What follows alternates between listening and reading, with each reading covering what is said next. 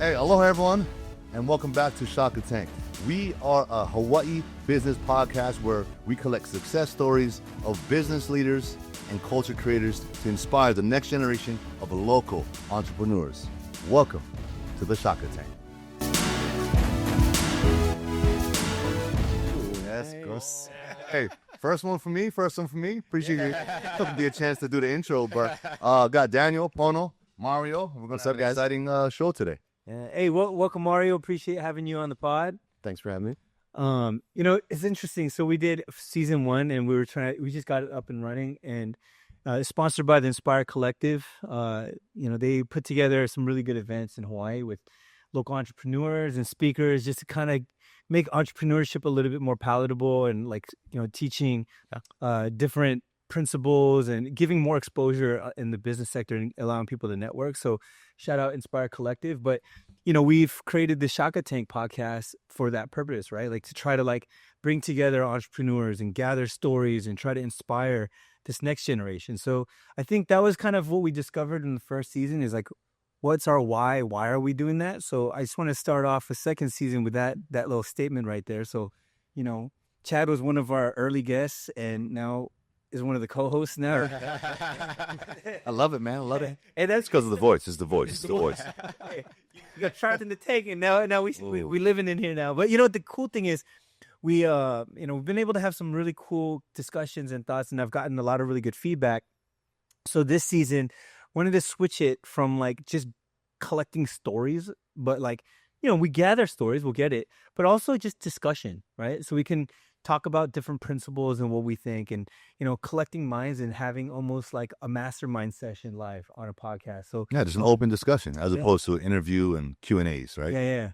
So want to say we're entering 2025. So happy New Year, guys. It's the beginning of 2025, and already kind of started off.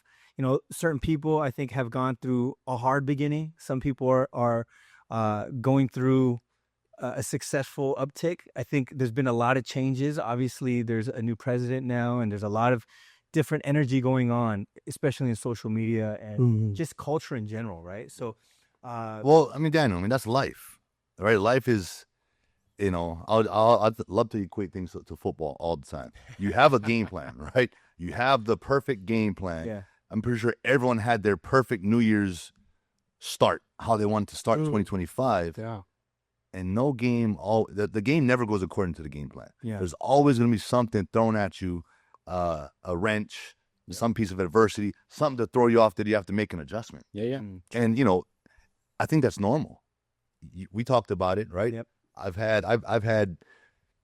lost 3 family members in the last 6 months. Most recently my grandfather, about a month ago now, I think. It's rough, but that's life. Life is filled with adversity. That's one of the few things that's guaranteed to happen. So, but regardless of the game plan getting thrown off, you still push through. You still make an adjustment so you can still accomplish the goal.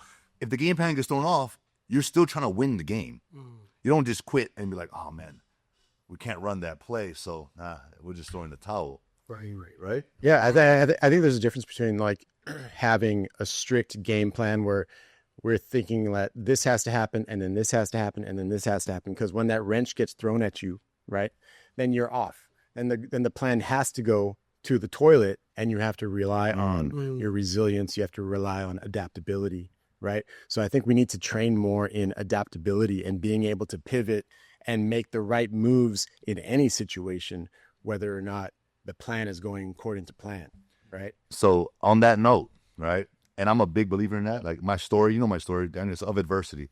Playing football for all the years I played, it's all about game time adjustments.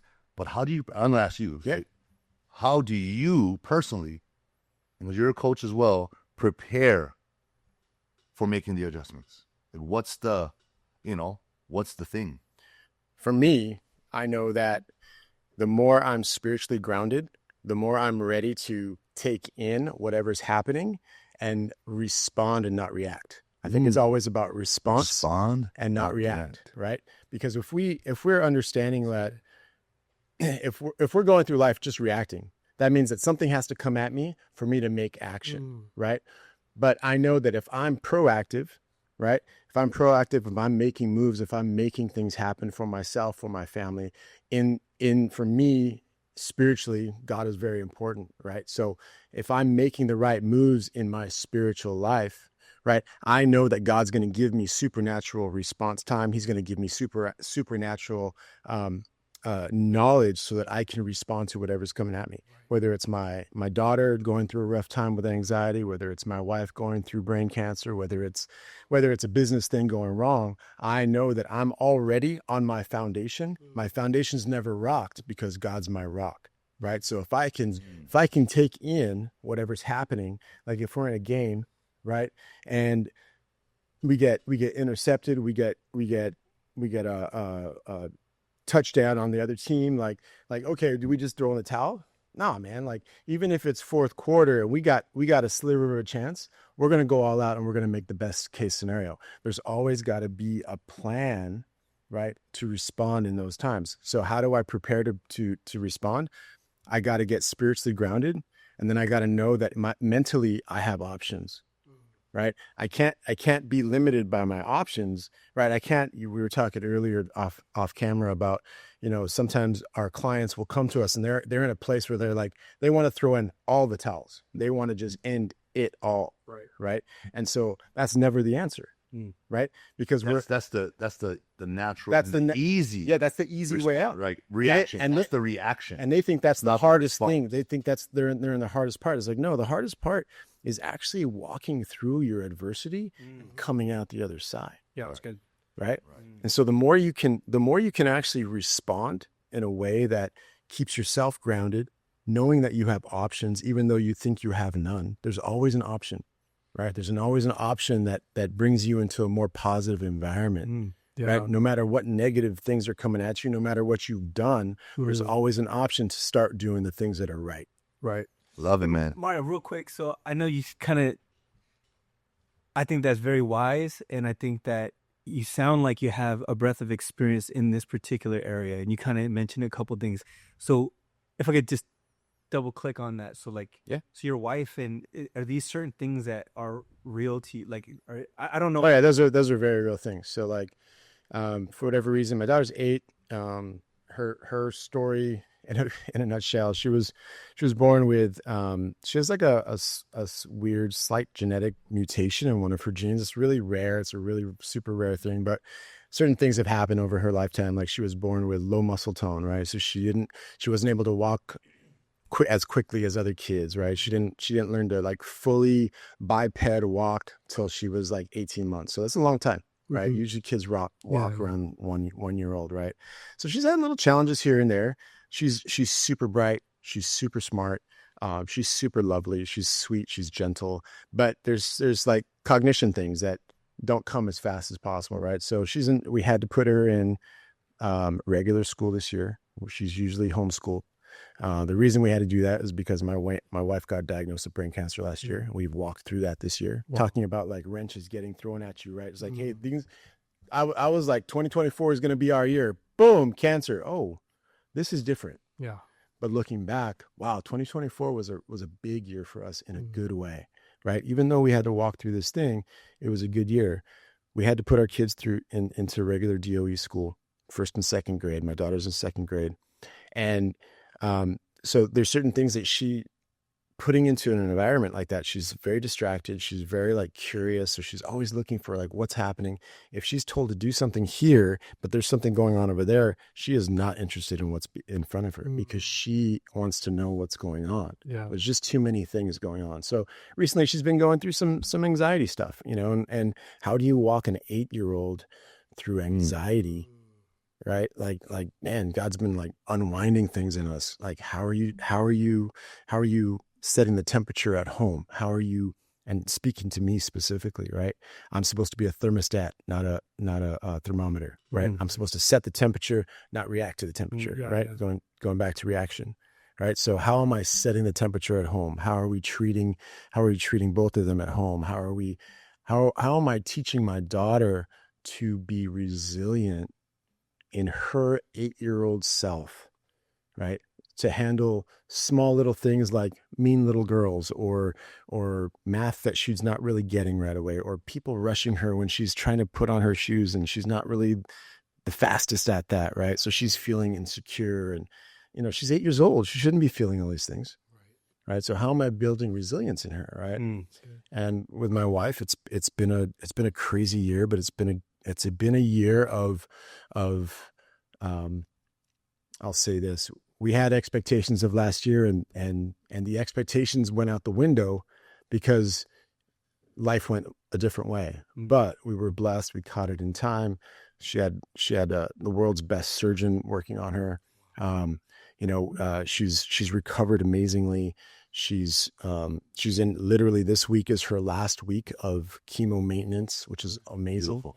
Right. Crazy. And so right now everything looks incredible. There's no cure for what she has, yet they can't see any tumor anymore. Right. So it's like, there's nothing there, but but all the voices that we had coming at us, right?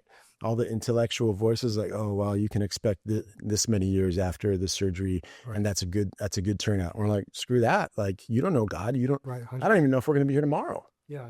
No. Right. So we're going to push into who we know, our foundation, and we're going to push into what we know. We're loved, and we're only here for a moment, and we're going to make the most of this moment right now.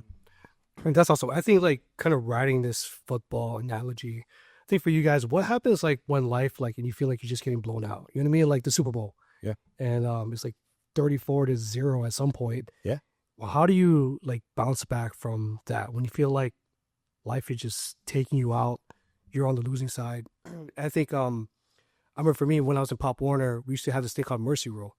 And when I was in Pee Wees, our team was so bad. We're bad. Every single game was almost Mercy Rule against us. Yeah. And I remember my coach every single game would come back to us and be like, hey, like, let's go, guys. Like, we got this. Just trying to stay positive.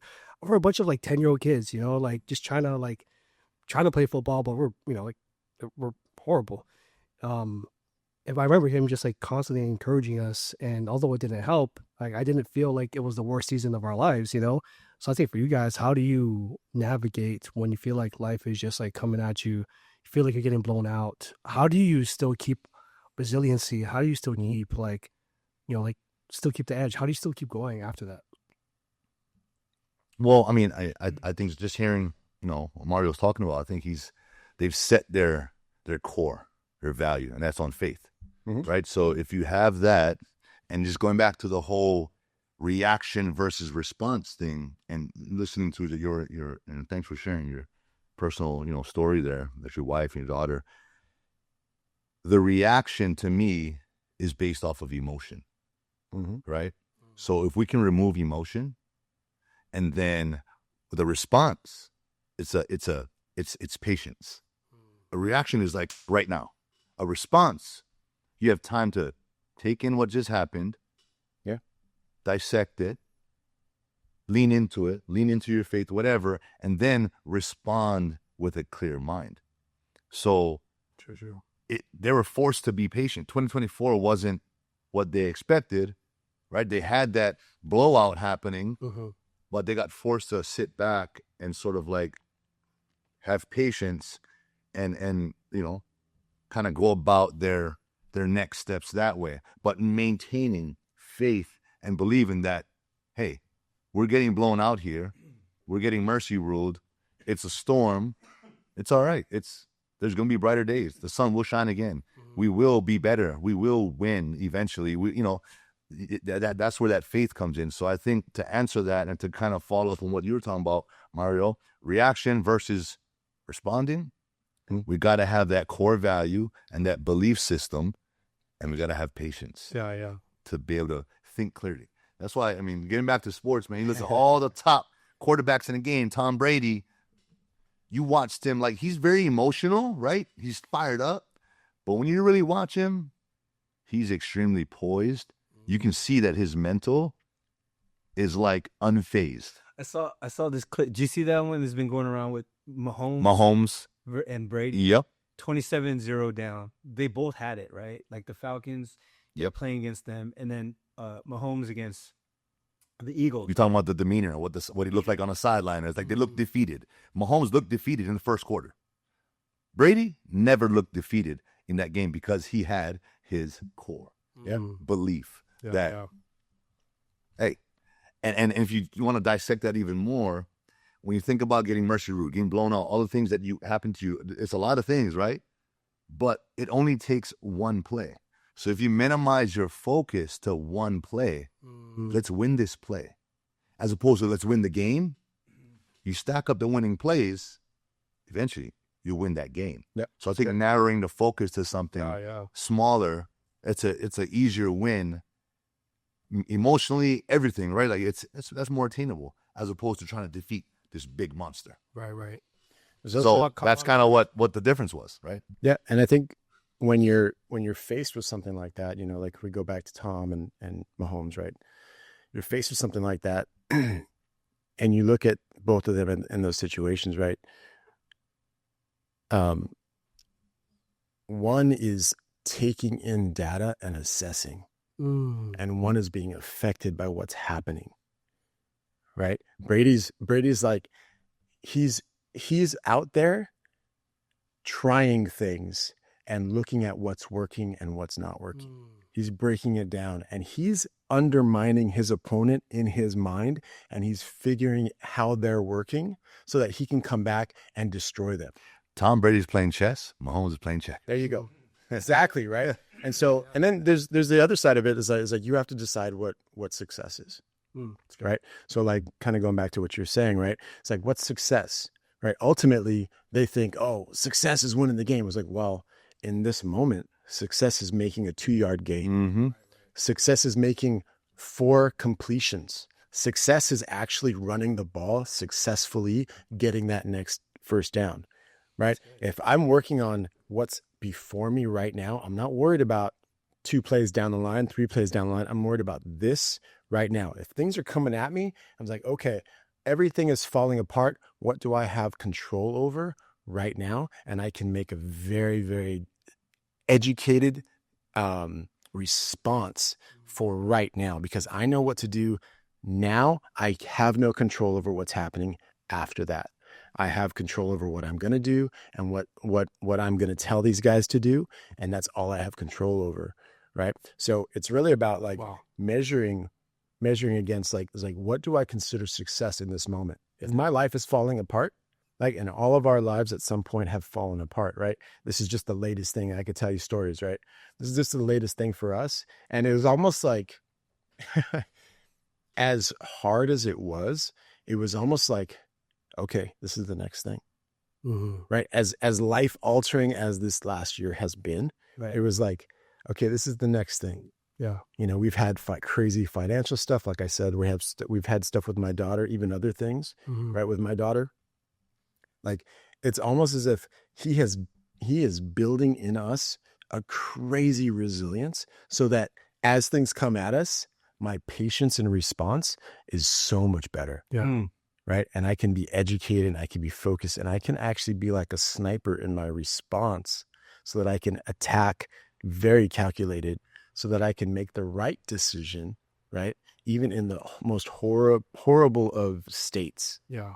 Right. So it's really about like just assessing the situation and saying, what's the best thing that I can do right now? And I'm going to do that. And I'm only going to focus on that. I can't control anything else. And I think when life happens like that, when life just closes down on you, then you realize you are not in control. Yeah. Right. You have no control. All the control you thought you had is imaginary. Right. Because we're trying to control 20 steps ahead. We have these 5, 10, 20-year plans. Like, oh, that's cool. That's cute, right? God's just like, oh, that's sweet. You have no idea what's happening tomorrow. You have no idea that your wife's going to get diagnosed with a brain tumor the size of a lemon on her head, right? You have no idea what's coming this year. Right. But it's cute that you have a plan, Yeah. right? And it's not to say don't have a plan, because it says, you know, God orders the steps of man when in his plan, right? He says, like, man has a plan, but God orders his steps, right? Well, you got to have a plan, right? And I think as you think about it, is the plan to do all your steps and achieve this thing? Or is the plan to rely on God and respond in the way he wants you to respond, right? You know, it's funny, like when you bring up God, you think of when I think of God, I think of simple things for me. It's like Alpha and Omega. That just means beginning and end. That Mhm. means the entirety.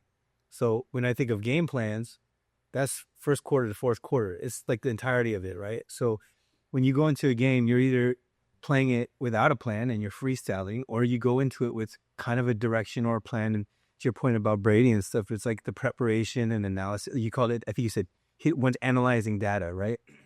And I think those that do walk with a higher purpose and maybe a longer vision, a lot of times when trauma or tragedy or setbacks happen, it's not like everything, right? It's not like, oh my God, they're not playing minute to minute, quarter to quarter. They're legit like, I understand this is a 4-quarter game. God is the Alpha and Omega, right? When I anchor myself to something much bigger or something much more vast, it allows for these things that come up in life to be a little bit more manageable, because you understand, like, there's another quarter. Nah, this isn't it. But to your point, I got to play this quarter.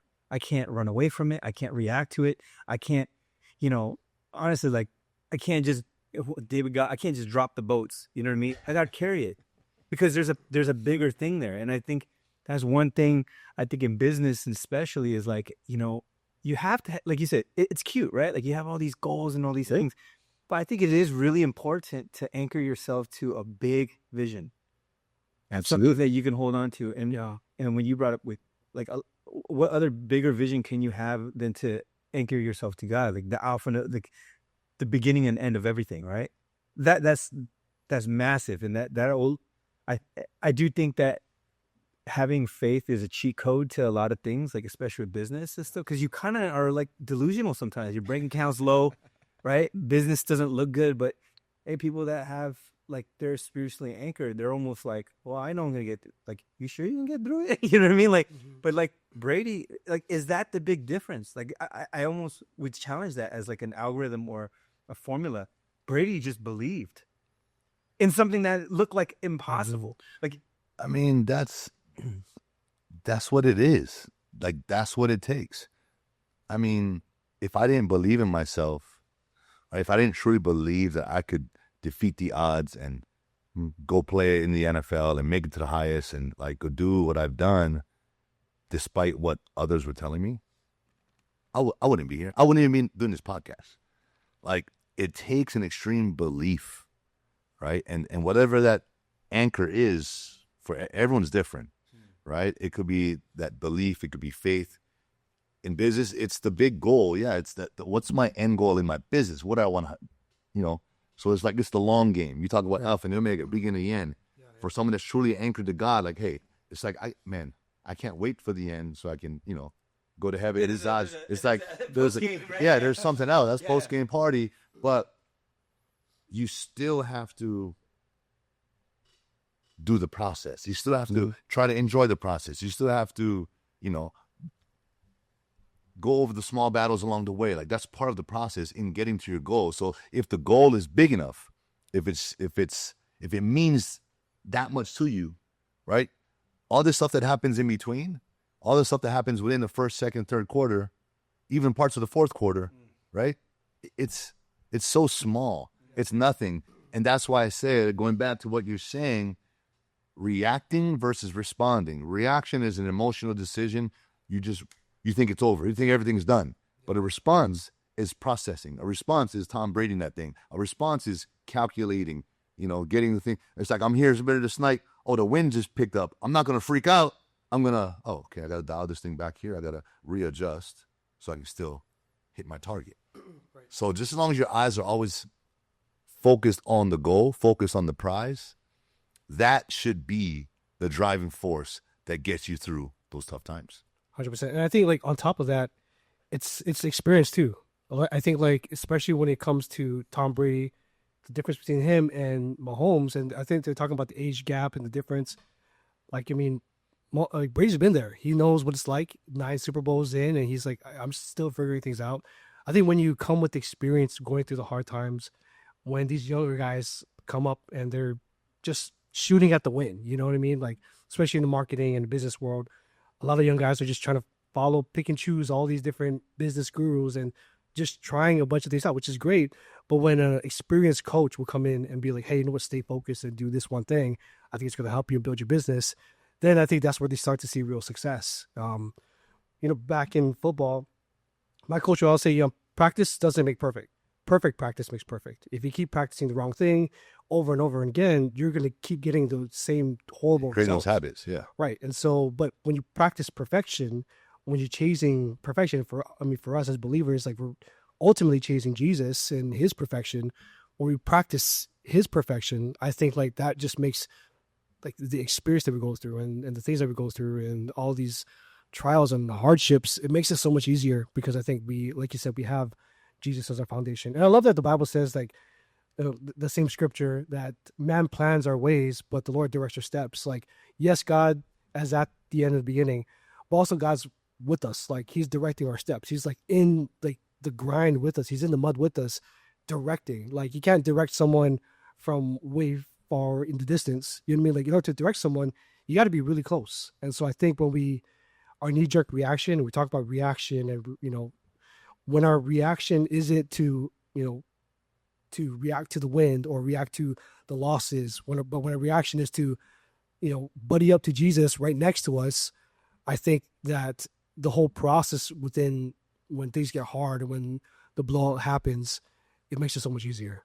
Yeah, I mean, I think just on that note, building off of that, again, going back to the belief, going back to your anchor, whatever it is, you almost get to the point where, experience, not experience in overcoming things, experience in facing adversity. Your very first hard thing in life may feel like the worst thing ever. True. But when you get through it, right, you become a better version of yourself on the other side. And the more of those things that happen, the better you get and the more experience you get at overcoming adversity. Yep. And so with that, it's now I lost my train of thought here. Well, character development is like that, right? Like the more adversity you go through and the more you go through something and overcome it, what happens to your character? It gets stronger. It gets more refined. You know what I'm saying? Like I play video games, right? I watch my kid play video games. The one common denominator of every human being is time. He says, what are you going to do with it? Mm-hmm. And then the other part of human beings, we go through pain, or we go through adversity. We go through things. And I think that is a very basic formula. We have time, we have situations, and then what do you decide? I heard this. So I met with the founder of Yogurtland, and I remember him telling me, and I loved it. I hold on to this all the time. He's like, I know all these pastors, all these like spiritual people. He's like, I don't even care. He's like, I'm like, what do you mean? He goes, it's not what you believe, it's how you behave.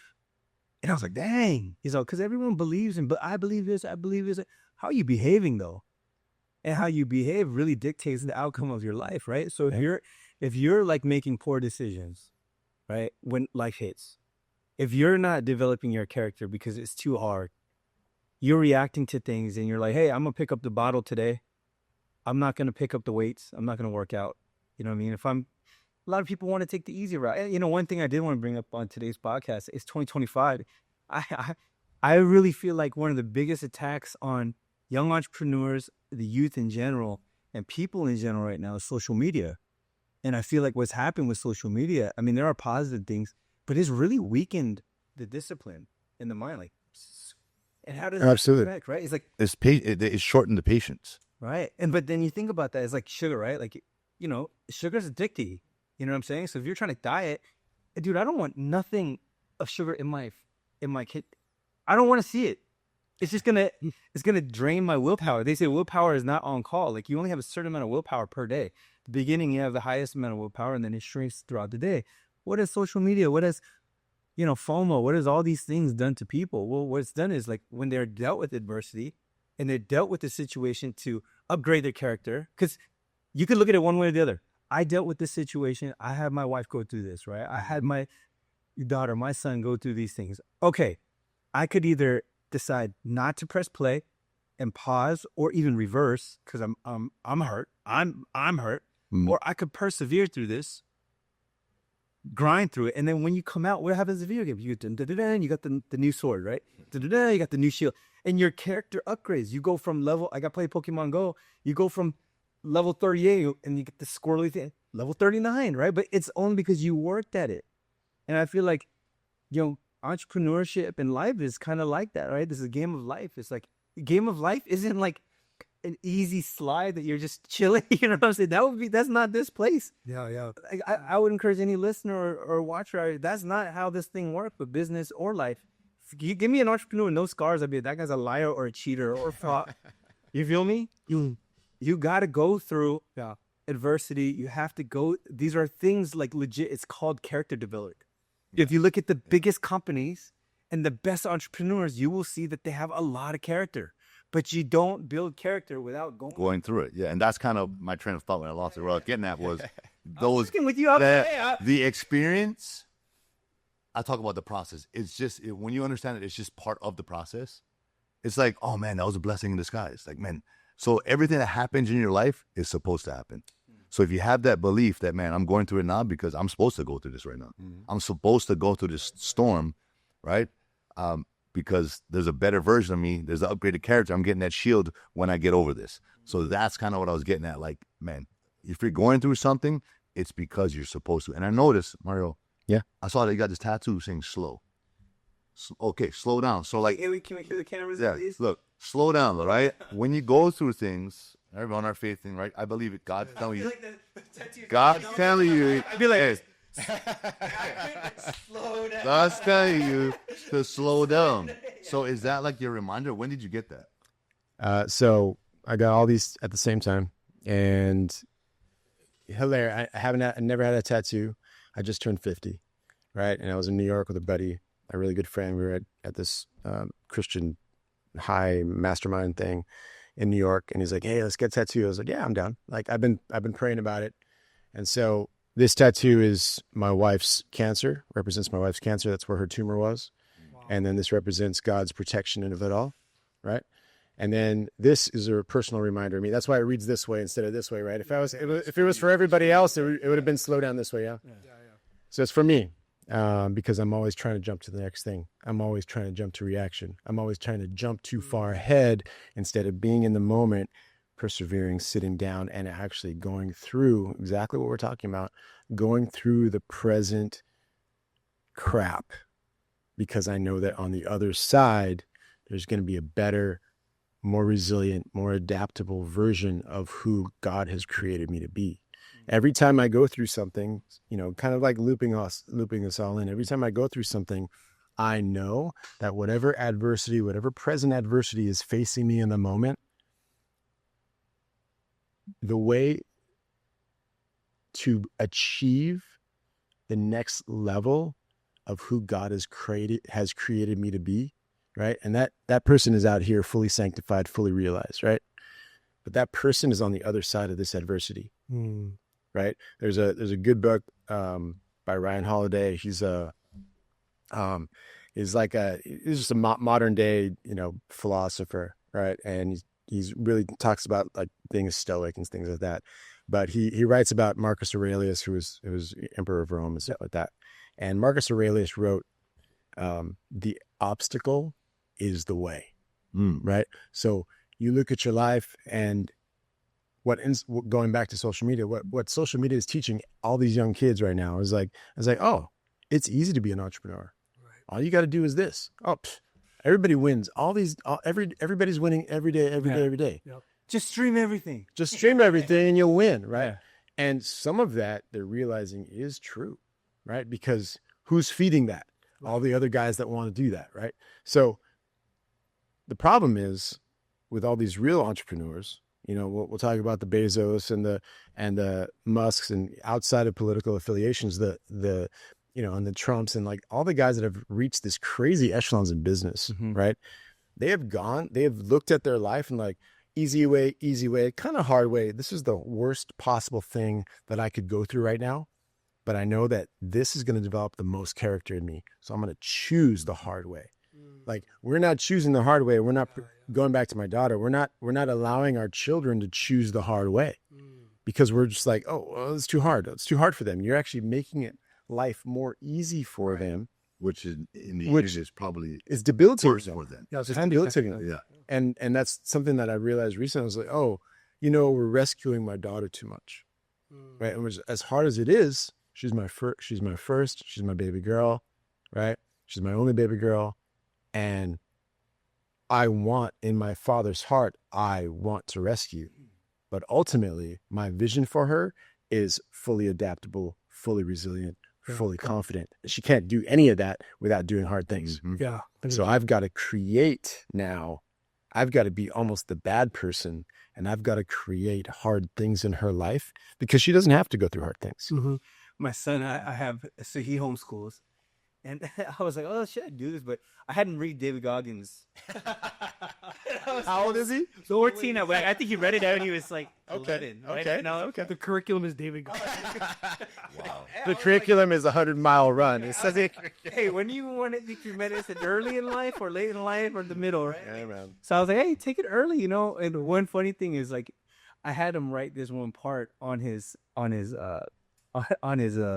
it's called the closet, the sliding glass door, or the air, and it says, "Do something that sucks every day. It'll make your mind strong."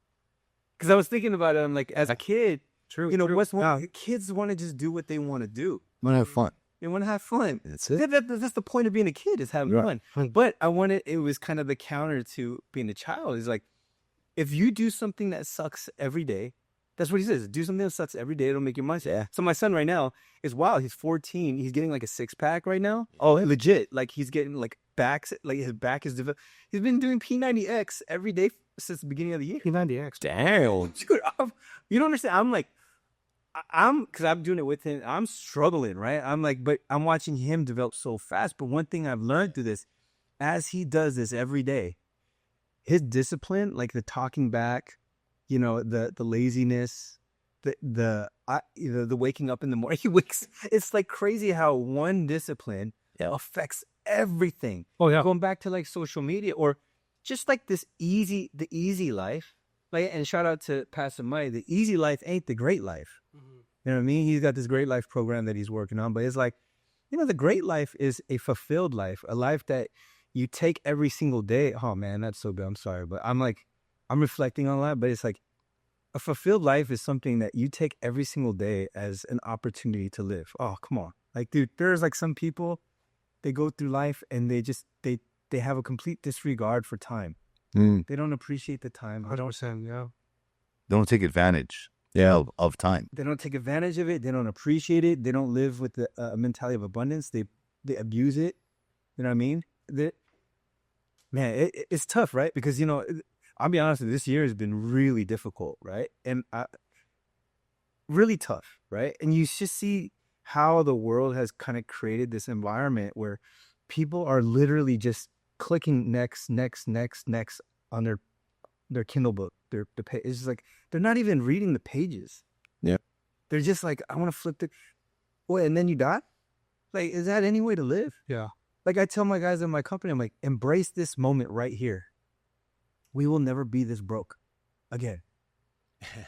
You know what I'm saying? No, seriously, like, what happens when you blow up and you're gonna remember the crappy. Trust, I remember the crappy times more, and how I went through that. But I decided to persevere through that, and that became character development. That became part of my story. That became part of my own Shaka tank, right? My adversity, but my success, right? And one of my favorite quotes that I've heard, and this is such a brain hack for me though, and it's like, we're not humans going through a spiritual experience. We're spirits going through a human experience. Whether you believe that or not, it just takes you out of the video game. Like, some people just live and they're like at the outskirts of the Zelda game, and they're just like hitting like bushes. They don't even know what they're doing. You know what I mean? And they're okay with it for some reason. Yeah. You know what's harder to do? Read the manual, understand the alpha and omega, understand your design, and go through it and freaking persevere. But it's not even persevere. You're just living. How about that? You say persevere. We say going through challenges. How about it's just going through the most beautiful experience you can have while you're here? It's called the human experience. And I'll say this, entrepreneurs and business folks, I think there's a unique lens that they have, because they literally are like, they're not anchored to any safety. They're going, Well, I think it just goes back to what Mario said, and I just want to start with the quote that I have that I forgot about this quote, but since we're talking about this, I said this maybe back in 2016 when I did it, when I was playing football and I had like a little story on me and was doing something. I said, one of the things I said, if I'm not challenged, I'm not living. So like entrepreneurs, I think thrive in those challenging moments. Like they run to the challenge. They don't look for the easiest route. Right. They want the hardest route because they know that majority ain't doing that. Yep. Yeah. And what's on the other side of that is That's what I'm saying. the big pot of gold. So it's like I'd rather go through that and read the manuals, do it right, get it so I can go through effectively, right? And then eventually get here instead of trying to go the easy way, what most think is the short way or the quick way. There is no quick route to success. Nope. Right? There isn't. In your mind, you might think that this is successful. And you know what? It may be right. I mean, it may be true. Like for you, that may be good enough. Yep. But that's what separates entrepreneurs from non-entrepreneurs. Or even the elite. For at least from the average. Or that's the separation. Tom Brady's, of the world, like that's kind of, I mean, let's just be honest. Mahomes is pretty elite. He had a bad game, but it's just Tom Brady had that experience. Like Tom Brady versus this car. So sorry, Doc. Hey, but but it's like I think that's the difference, and it's a mindset. And going back to the very, very beginning, ask the question, what do you do to like prepare for those changes? It's mindset. Like so, like developing this muscle. Is the most important muscle to develop. Yeah. And to me, the way you do that is by getting coaching, educating yourself, all right, growth mindset, surround yourself with people that are better than you, that's going to help elevate you. And take mindset to be humble enough to do that. Yes. Right, yeah. And, lowering your ego and choosing the hardest route. Right. Everything is hard. We get to choose our hard. And I think that's the first thing you have to do, right? You have to decide that you want to grow, right? Because most everybody, they actually don't want to grow. They just want the success. They want the success metrics. They want the car. They want the this. They want the that. They want the vanity looks and feels of success without actually going through what it takes to get there truly, right? They want full-time pay with part-time work. There you go, right? They want easy money. Yeah. Right? And they want no work to get there. Right. So what they're building is they're building a paper kingdom. Yeah. Wow. Right. Because when that paper kingdom, it's going to get blown down with a big whiff, man. Right. And when it crumbles, they have zero resilience. Like, look at all these guys, like they're offing themselves because they lost all these followers and now their world is crumbling. It's like, well, you're basing your life on your Instagram metrics, your TikTok metrics, your YouTube metrics.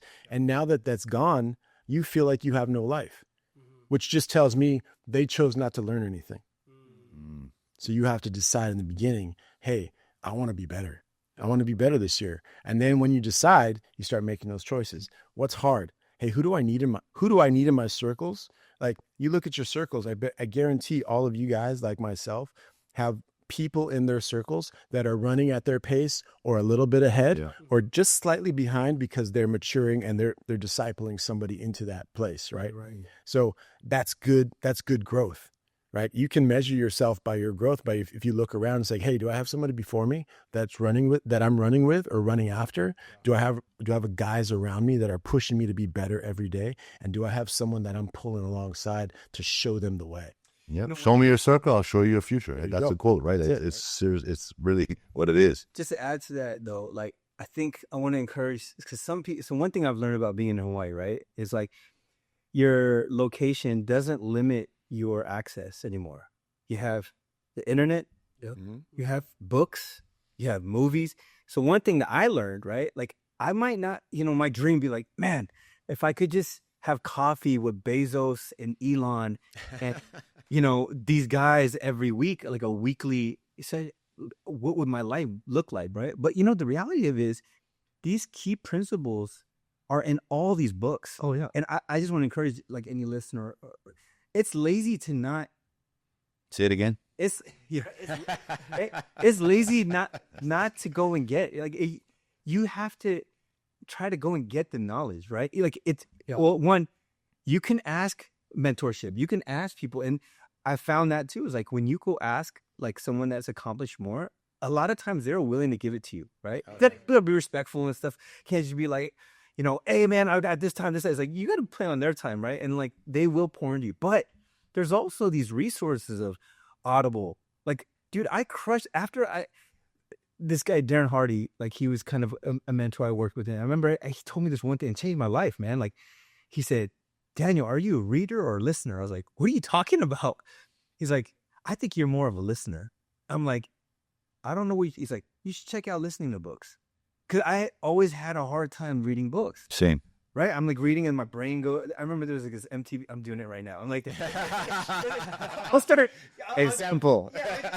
I'll just go in these tangents and then I just like, I'll read something. It's like the Boston Tea Party, boom, boom, boom. I'm like thinking, and then my brain, I'm like, oh wait, I have to get back to the book.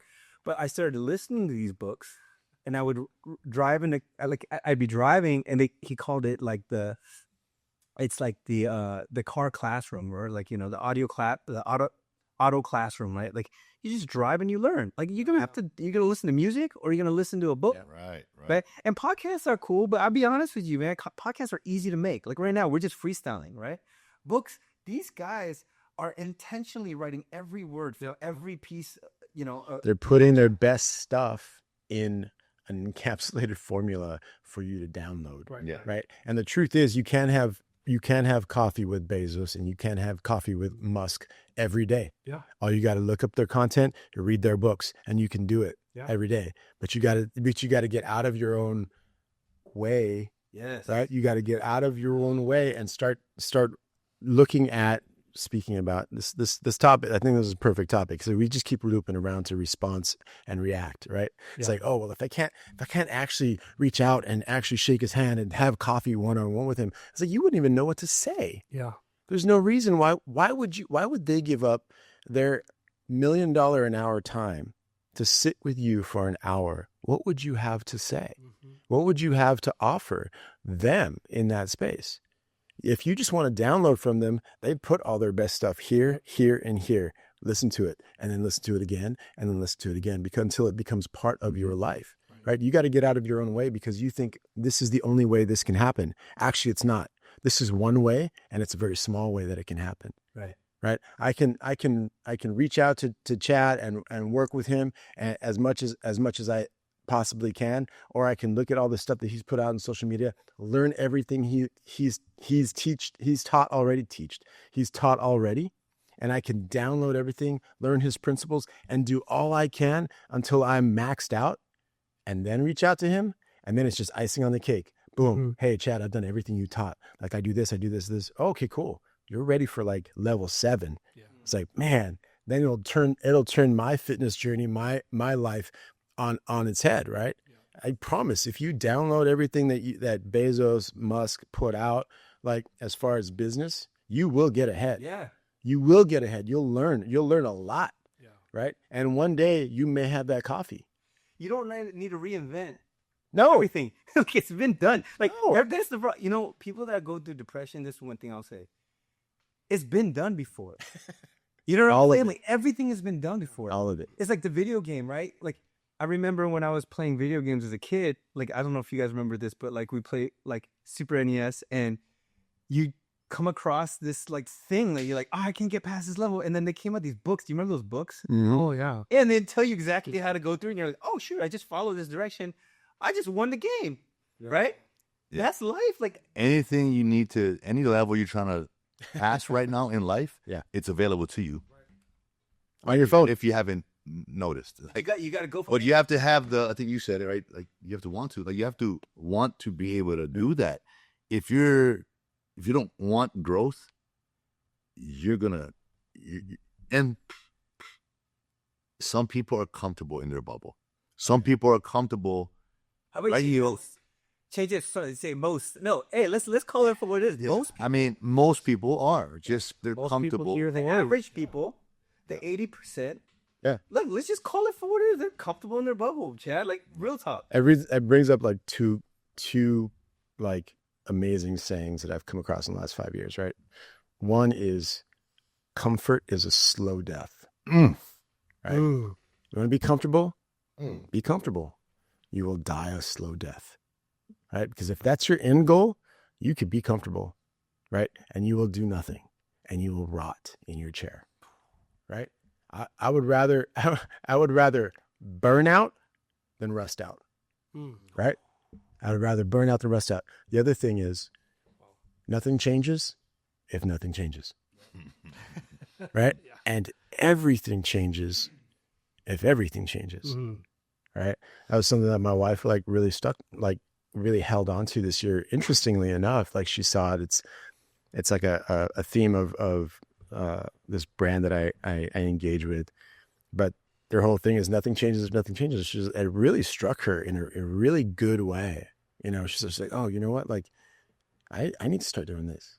I need to start doing all your decisions. Every decision you make, and you don't understand that. Like you can't choose to throw away a day, right? What do you choose? What did you do today? Yep. What did you choose? What did you learn today? Like I'm taking my kids through this exercise, and we're trying to do it every day. And it's like, give me 3 wonderful things that happened today. Teaching them gratitude, teaching them perspective, right? And man, my daughter is on it. And it has changed like the last 2 weeks. Like we've been doing it the last 2 weeks. She's like, Dad, can I write down my 3 wonderful things? Wow. It's like, yeah, let's go. Can you imagine what you just said? We can reverse virus this on the islands and just say, this is the new mindset of all of Hawaii. Let's just make every kid go through this right now and understand these concepts. How different would Hawaii be in 20 years? No, real time. No, just think about how different would it be in 2 years, bro? Yeah, it's possible. It's possible, but it's not the kids that we need to affect. It's the parents. Yeah, that's because it's a trickle down effect, right? And so, just talking about what you said, would go all the way down though. You know, right? Heineken sales would go all the way down. You know that, right? Hey, I'd be happy about that. You know what I mean? Let's up the water sales or whatever. Like. It's that's where it needs to start. And we've all talking about nothing changes if nothing changes. Like we've all been there to where like we actually realize that it's been a month that's gone by and I feel like I've just been kind of in a slump or I've been doing the same thing or I'm like, but you have to have that self-realization. A lot of people, they don't have that realization and they don't have their circle telling them, hey man, or sister, but you got to change. They don't have that in their circle because their circle is the same like them. So if nothing changes, nothing changes. You don't change your circle, you're not going to change, right? So you need something's got to give, right? So I'm encouraging everyone out there, if you've been stuck, if you've been in a rut, or if you've really think back, like, man, I've had this same New Year's resolution for the last 5 years and I've never accomplished it or I've never done it. Take a look at your surroundings. Take a look at your circle. Take a look at your daily habits. Yeah. If you're doing the same thing you've done in 5 years, guess what the next 5 years is going to be? Yeah. The same thing. So, right? With that, how do you handle the fear of rejection? Right? Because it's one of our core fears, right? Like being ostracized from community, right? How do you fight? And this is, I'm Hispanic. I come from LA. It's very similar to local culture here. Right. Mm-hmm. And when you're out, right? They, here it's Tantaran, right? Yeah. It's like, Mr. Tantaran. Like, it's like, no, man, I'm just Tantaran. I mean, like, you just like doing that. You do this, yeah. Doing this, doing that, doing any kind. Mr. Tantaran, just, you're all over the place. It's an old Subarus thing, right? It's like you had the Batman underwear, and it's like da-da-da, right? It's because everybody, now you want everybody to look at you, or look at you, all so cool with your underoos, right? But it's the thing is like, and it's that negative group mentality that they have to combat. Right. And it's like you try to step out to make yourself better and everybody turns against you in your circle. Or you're worried about it. Or you're fearful of it. That. Absolutely. So to answer the question, you those David Goggins, right? He don't care. He don't care what you think. Yeah. Gary V. Yeah. Who cares? Yeah. Yep. Stop caring. Yeah. Stop caring about what others there you go. are gonna think. Mm-hmm. That's the real. Hey, your family members. I don't care who it is.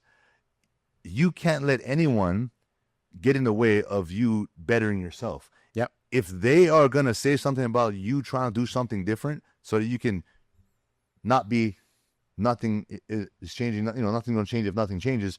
You want to be different. Hey, who cares what they say? Right. Hey, you should be encouraging them to join you. Yep. If they don't, There you go. that's on them. But we can't be afraid of what people are thinking already. Like that's the reality of it. 100%. You gotta let go of that. Fear of failure, let go of it, right? Because if you don't try, like Michael Jordan said, hey, he wasn't afraid of failing. He was afraid of not trying. Mm-hmm. So you're gonna go through your entire life, right, rusting away because you never took a chance. You never did anything. You never did anything differently. Like, you never seeked out. It's just, bro, we can go on and on about this. Bezos has this thing that I love. It's called regret minimization framework. And he said that when he made the decision to leave Wall Street and start his own business, he said, I picture myself as like an 80, 90-year-old grandpa, or I don't know the exact age, but he says, and I flash back to my current state and I ask myself, how much would I regret not doing this? And that's why he started Amazon. Like this regret minimization, like how do you minimize your regrets? Well, you got to process it. Like I would regret not doing this one, or you know what I mean? So I think to that point, a lot of times if you stay in your comfort bubble, I had this brand called Will and Power. We say comfort kills. Same thing. You stay comfortable, nothing changes. If nothing changes, you can't take the old you and the new things. You know what I mean? Like, hey, you are the sum of your company and your surrounding. I think these are some key principles. And as we go into 2025, I'll be honest with you. I mean, hearing from even all of us, like I think a lot of people had rocky, weird starts, especially I would encourage people right now, like online, it's just so like, what's that word I'm looking for? It's like everything's polar. Like in the Super Bowl commercial, they had a commercial with Snoop Dogg and Tom Brady saying like, it's like, Hate, talking about hate. That's where we're at. It's like we have to make a commercial about it. Yeah. So I would just say that's why I'm glad that we're doing it like this. It's like these are relevant topics, and I would encourage people to say this: hey, whether you're right or left, you're this or that. Hey, we're all this one being, which is humans. We're human beings. That's something we can relate on, and something we can empathize with. And you know what? To your point, it's like, why do you care so much about what everyone else is doing? At the end of the day, I knew this guy Steve Cook. He said, I made a shirt and they gave us a cease and desist, but it was like, if me versus me or you versus you, that's it. Yeah. That's what I would say in response is like, I heard this thing with Cat Williams. He said, everyone could be compromised. You know who can't be compromised? Absolutely. Me and God. Because I know me. I don't know. I can't trust anyone else other than, if you really do it, you can kind of trust people. You have to trust people. But at the end of the day, when you sleep, it's only you dreaming. My wife ain't in my dream. My friends aren't in my dream. It's me, my existence. That's all I have is what I have. And what we believe is God. That's it. And if you live in that accordance, that's, to me, the ultimate cheat code. Because you're like, I don't care about, like, I think that's the adversity in life, is caring too much about a lot of things that you're not on your track. Absolutely. Like but we're trained to, 100%. from small kid kind of, right? Well, sorry to interrupt. Especially here in Hawaii. Right. Our age group, right? One, you're a little bit younger, right? But just a little bit. Our generation is different. 100%. This today is causing people to compare. It's causing people to doubt themselves. It's causing people, right? That's because, let's just be honest. The majority of people live in fear, live in doubt, right?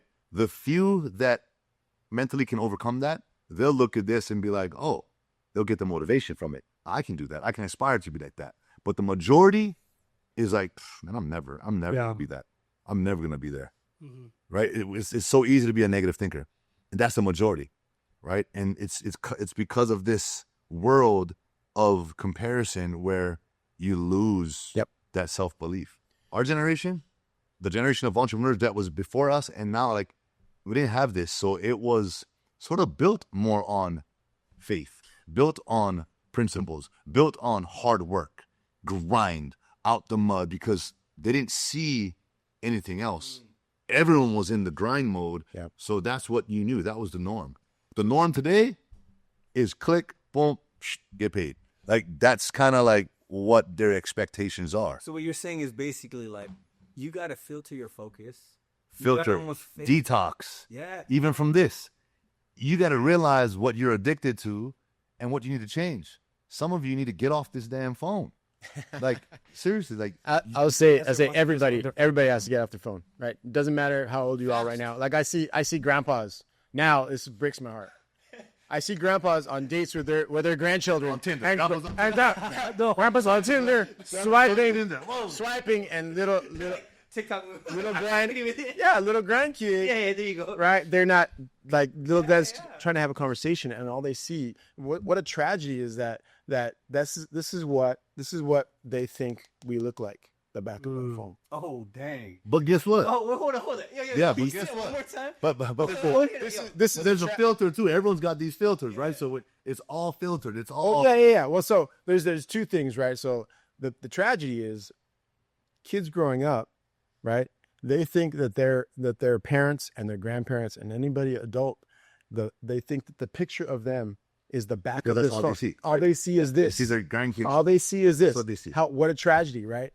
And the other thing is, right? The other thing is, back to what you're saying is like, I gotta look my best. Oh, man, the funniest thing is to go. I work at Waikiki, so I do a lot of content on that side. All you see is like the girl trying to get all the angles and like, and I'm just like, this is the most hilarious thing because she's trying to make herself look like her absolute best airbrushed filtered self for the world. Right. It is not reality. Yeah. There is no reality happening through this lens. Yeah. Unless you are forcing reality to happen and forcing There's less conversation to happen. self-love. There's less of that self-belief. It's all in the same. Like, No, you absolutely. don't think that you're good enough Yeah. because the world is expecting. Well, the world flawless tells you state. you're not. Yeah, the world tells you you're not. And so people like us or that have real influence, need to. There's people out there that do it. Continue to influence the positive way, the right way. There's people who are huge influences on the world, right? Celebrities, and they're influencing the wrong things, Right. They're pushing the wrong things, Yeah. wrong agendas, wrong messages, And so that's kind of the challenge. But at the end of the day, it's reality. It's what the kids are in today. So how do we combat that, right? How do we at least make it par? Or what do we teach? That's the part. Is I like think we can't avoid it, we can't eliminate it. Yeah. So we got to live with it. So what is that thing to do that's gonna make it, So I guess, better, I a think better environment? what we're doing right now is a start to even talk about it, to expose it. I've learned that things in general, when you create taboo topics, it doesn't progress because you don't talk about it. Like Koreans, right? Like you don't talk about certain things. Yeah, you can't sweep it under the rug. You know what I'm saying? Like you have to, like therapists will say, you need to talk about certain generational hurts. Yeah. Right? And I think even right now, this is why I wanted to bring it up on this pod. Is like, this is a very relevant topic to the next generation of entrepreneurs. They are trying to work, but they are constantly being distracted. And I thought today's discussion was really powerful, especially like whether you're at an organization or a church or, you're competing against. It's like everyone's like these octopuses with 8 arms. It's like, it's too much. Like the era of focus is extinct almost today. And it's almost like you have to work that much harder to get focused. But I think that will be the superpower of the next generation of successful entrepreneurs or achievers or culture creators, right? Focus. But hey, real quick, I know we're talking about books and mentors. Mario, I see something right there. What is that? So this over time, you can have that. All right, we got Renewal by Mario. Yeah. I can't say the last name. I don't. Quezada. Quezada. I know Rayquaza is a. But I was like, So Pokemon coded. Loosely affiliated.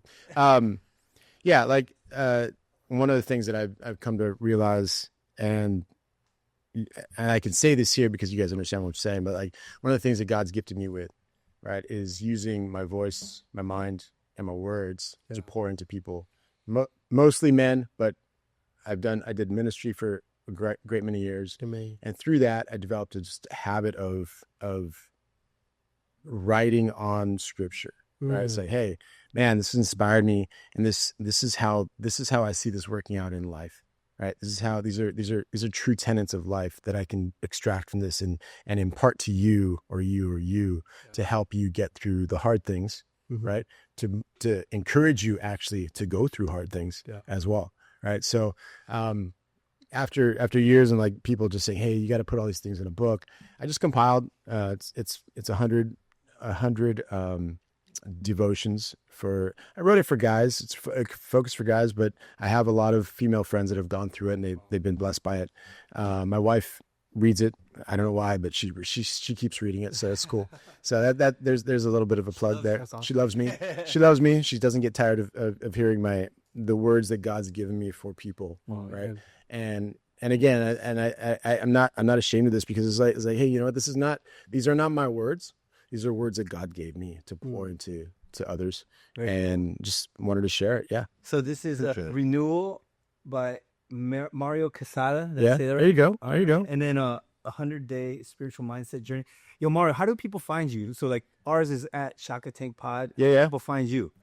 So mostly you can find me on Instagram at THE, and then my full name, Mario Quezada, QUEZADA. That's where people can find me. That's where I do most of my content. Speaking of like staying off flipping, I've actually been off social media for the first part of this year since beginning of January. Wow. And Congratulations. the clarity that I've had is great. And God's giving me content to relaunch like in March, but I'm going to fully relaunch just focused on pouring into others and sharing. We're going to collab post this. So you got to. Yeah, we are. I want to kind of go on this a little bit and kind of, give you a chance. So talking about, you got clarity from being off of social media. Absolutely. What about your production level? Oh, right. Like, well, so productivity again has probably gone up. Can you talk about a little bit what you do? About what you have to say, like do now, and where you're going. My daily grind is I work for a resort company here in Hawaii. I put off the travel industry for many years. But I can say the name. Come on, hey. So I work for Outrigger, the great company. Cool. They're very focused on developing each property's place, right? So every place that we have properties is very important to them, and so we develop a story around the place, whether it's Kauai, whether it's Waikiki. Every place is important, and we try to tell that story authentically, right? And we have Hawaiian cultural advisors at every place because it's very important for us, right? So I love that about them. I'm the creative director there for the global group. I help us to perpetuate our vision for our resorts, and long and short. We live in Hawaii. I'm gonna be like, hey, can you hook up the room? We'll talk after. We'll talk after. Wow, his front desk. I know more, but yeah. And then, but what God's called me to do is to encourage, exhort, and activate men. Right. More. So that's part of. My whole thing is I help guys understand who they are, untangle the mess in their head, all the vision and things that God's given them. I give them a path. I give them an understanding of who they are, their core values. And then if they want, I can actually brand them in a sense, right? Giving them their personal brand. Like, hey, these are the things that you stand on. These are the things that you speak about that are important, that God's given you to speak on. This is how you go move forward. Wow. And help them share that with the world. That's awesome. Nice, man. Mentorship, great leaders of men is key in today, especially today. Yeah, to kind of help set the tone and the new expectation from here and moving forward, right? Well, Mario, I appreciate having you on the Shaka Tank, and thanks for having me, man. Oh no, like I thought. Yeah, that was awesome. This format is just there. I like it because it's like, there's one thing about just gathering stories, and then there's another part of just working through different topics with people that have gone through their stories, right? Yeah. So, it's like if you're among giants, let's have giant thoughts on whatever's going on and what's relevant to this next generation of entrepreneurs and achievers and culture creators. So I really appreciate having you on. And Hey man, thanks for having me. hey, you know, we always ask, like, you down to, like, you know, we're gonna be doing these frequently. Hey man, I'm down. I'm down to show up anytime. All Have a right. good conversation. That's cruising. Hey, maybe maybe do one of these at the Outrigger. I'll be sick. Can we do it? Maybe one day Yeah, I can arrange that. with For the sure. Shaka Take episode at the Wow, Outrigger. that'd be cool. Maybe a live audience. No, you know what I did? So at the outrigger, so where Dukes is, that's an outrigger, right? Yeah. So above, I think second level, there's that patio. Mhm. So I shot something out there, bro. It is epic. So I did like a Hawaii Extreme Fitness. It was like on TV. It's like every morning. Yeah. Bro, the backdrop, Waikiki You Diamond did. Head, You like- did it in V47 up there. Yeah, yeah. The private dining. Yes. Yeah. Oh, that's epic. That's where we film our podcast because it's basically your backdrop is Waikiki Beach with Diamond Head in the back. Oh, so you use that patio? We use it. Yeah, yeah. Oh, We use it all the time.